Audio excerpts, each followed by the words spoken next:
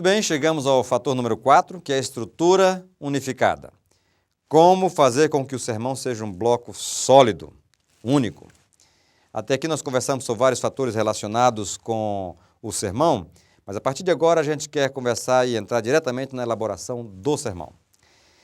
Conta-se que, certa ocasião, um idoso pregador apresentou seu sermão bastante bem elaborado, ele tinha um estilo muito tradicional, mas ele apresentou o sermão com certo entusiasmo, compenetrado, etc.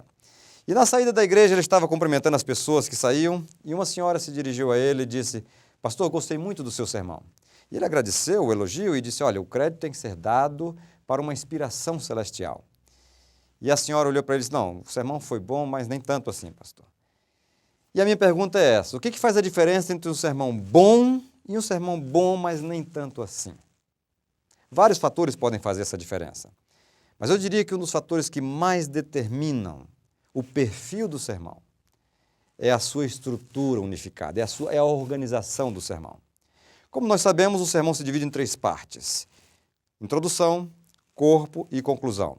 Vamos falar sobre a introdução e a conclusão nos próximos blocos. E agora eu gostaria de concentrar nossa atenção diretamente na parte central, que é o desenvolvimento do sermão, ou seja, o corpo do sermão, que é usado para desenvolver o tema, para desenvolver as ideias. Qual será o tipo de sermão que faz mais efeito na vida dos ouvintes? Qual será o sermão que causa mais impacto nos ouvintes? Vamos ouvir o que eles pensam a respeito disso. Eu gosto dos sermões que falam sobre a maravilhosa graça de Jesus na nossa vida e que apresentam a graça como único, exclusivo meio de salvação.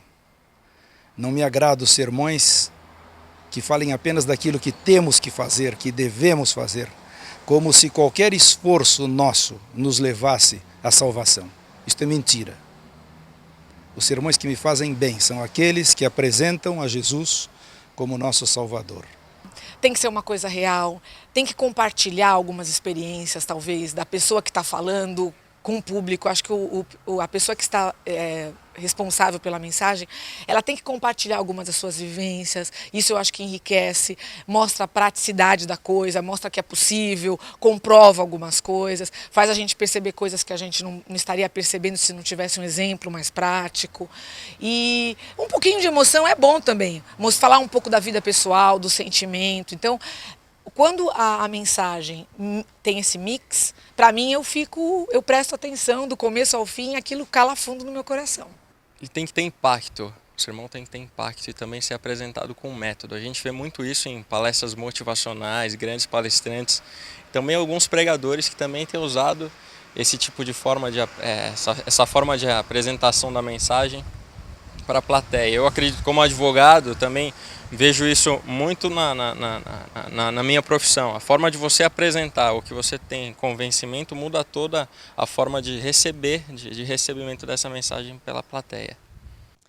Como vocês viram, os ouvintes sabem o que querem. Independente do tipo de sermão ou da técnica utilizada, eles sabem o que causa impacto na vida deles. E o que mais contribui para determinar o perfil de um sermão é a sua estrutura. É a organização do sermão, a maneira como ele é organizado.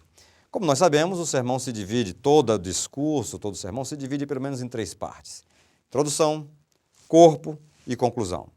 Introdução e conclusão nós vamos falar um pouquinho mais nos próximos blocos, e eu queria me concentrar nesse bloco, na parte do corpo do sermão, que é o que vai desenvolver os argumentos, desenvolver as ideias, desenvolver o tema e o conteúdo do sermão propriamente dito.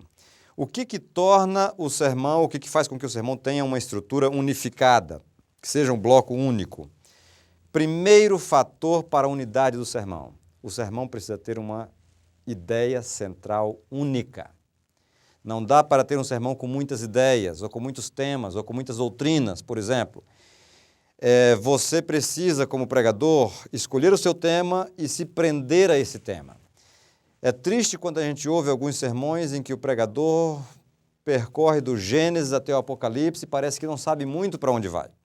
Certa ocasião, um pregador começou o seu sermão e pediu que o diácono que estava na plataforma escolhesse o hino final com base no tema do sermão. E o pregador se empolgou e ele perdeu, ele não tinha uma boa estrutura unificada. E ele começou pregando sobre a volta de Jesus, daqui a pouco ele começa a falar sobre a doutrina do inferno, e daqui a pouco ele vai e entra na doutrina do batismo, e depois pula para a doutrina da saúde, e vai e vem. E cada vez que ele mudava o tema, mudava o assunto, o irmão ia e buscava um hino. Ele estava falando sobre a volta de Jesus, o irmão ia lá e procurava e dizia, breve Jesus voltará. Mudava de assunto, ia lá, procurava outro hino. Mudava de assunto, procurava outro hino.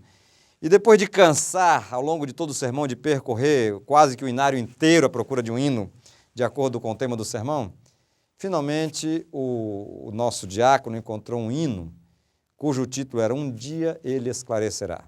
E ele disse, esse vai ser o hino final do sermão, porque nem ele sabia o que o pregador estava falando. Você precisa ter cuidado para que no seu sermão, o seu sermão não seja do tipo Um Dia Ele Esclarecerá. Precisa ter uma unidade única e começar a ficar dentro desse tema central único. Então, ideia central, número 1, ideia central única. Tá? Um tema único. Número 2, unidade absoluta. Essa ideia central ela vai ter algumas divisões. Ela vai ter divisão número 1, divisão número 2, divisão número 3. Didaticamente, normalmente se recomenda que fiquem com 3 divisões, mas nada impede que você use 2, ou 4, ou 5, eventualmente.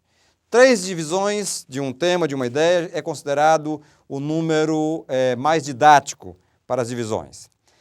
Então, você tendo uma ideia central, com 3 divisões apoiando aquela ideia, isso faz com que você mantenha a unidade absoluta do sermão.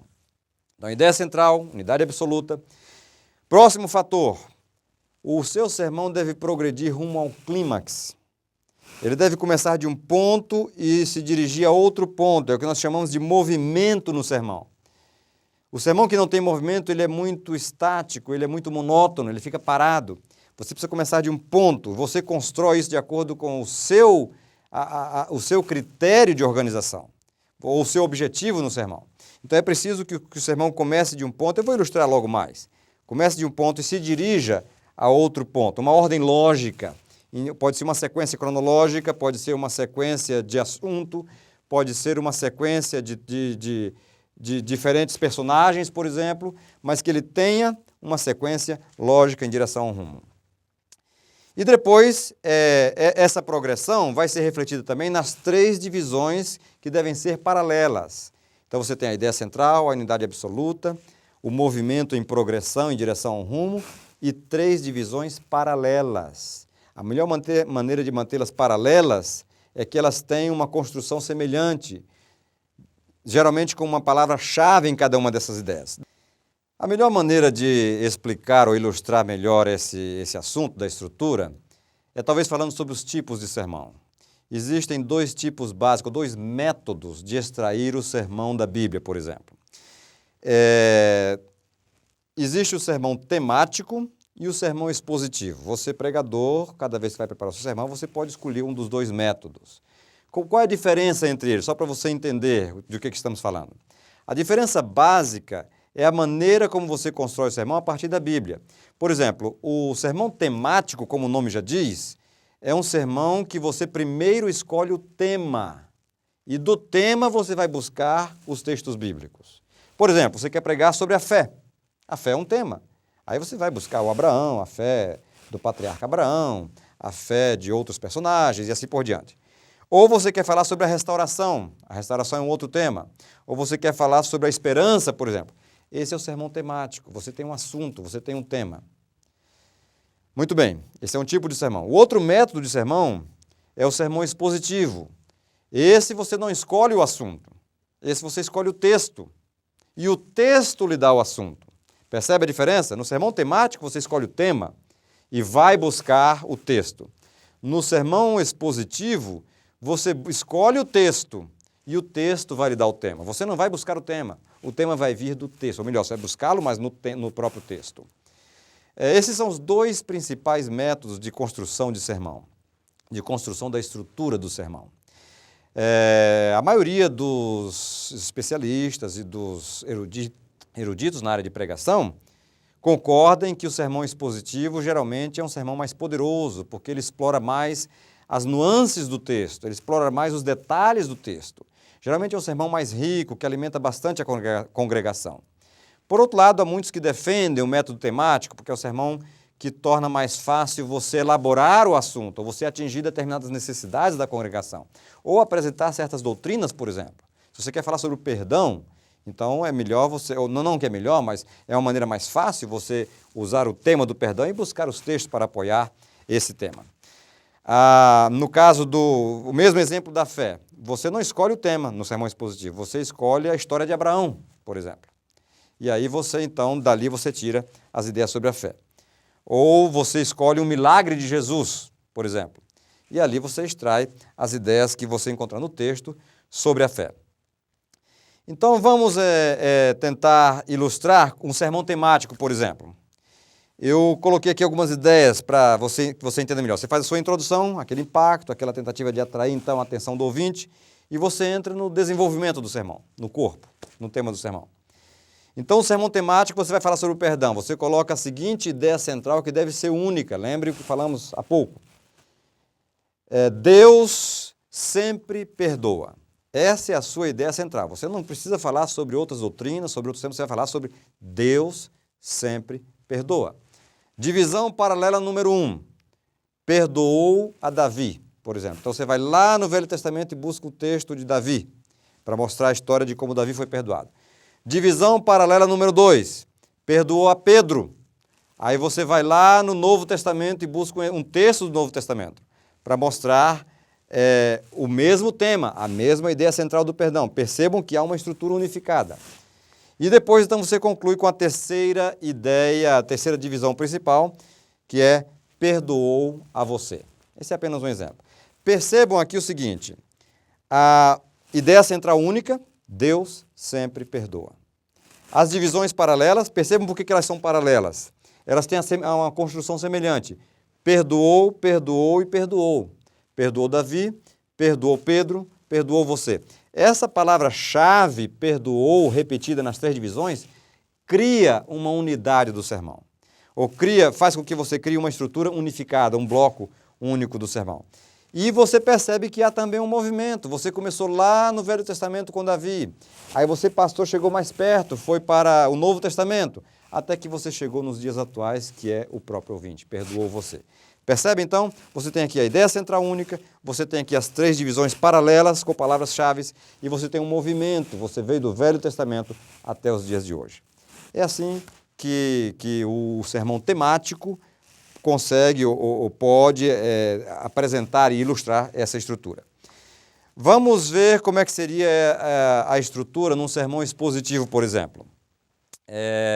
Você faz a mesma introdução, com seu impacto e atração do ouvinte, e você pega, por exemplo, o texto, eu estou usando como exemplo o texto do centurião, lá no Novo Testamento. Note, você não escolheu o tema. Você vai ler Lucas 7, de 1 a 9. É a história do centurião que pediu a Jesus que fosse curar o seu servo, ok? Então, você lê o texto para a congregação, e do texto você vai tirar 3 ideias. Poderia tirar inúmeras ideias. Cada texto pode oferecer inúmeros sermões diferentes, com inúmeras ideias diferentes. Eu escolhi as seguintes ideias nesse texto. Dentre as ideias, a primeira divisão paralela, eu escolhi a reputação do centurião. Está no versículo 4. Quando os judeus chegam para Jesus e dizem para ele, Senhor, ele é digno de que lhe faças isso, porque ele construiu a nossa sinagoga, ele dá esmolas para o povo. Os judeus gostavam dessas boas obras, né? Então eles chegam e falam, descrevem a boa reputação do centurião. E eu desenvolvo essa ideia ali no sermão, que o centurião tinha uma boa reputação. Então eu parto para a segunda divisão principal, que eu chamei de a humildade do centurião, contrastando com a reputação. Ao mesmo tempo que os judeus diziam que ele tinha uma boa reputação, o centurião dizia, Senhor, não sou digno de que me faças isso. Percebem a diferença? Então eu desenvolvo a ideia da humildade do centurião que aparece no versículo 6. Não sou digno de que me faças isso. E finalmente eu concluo o corpo do sermão com a fé do centurião. No versículo 7, quando ele diz, manda apenas com uma palavra e o meu servo será curado.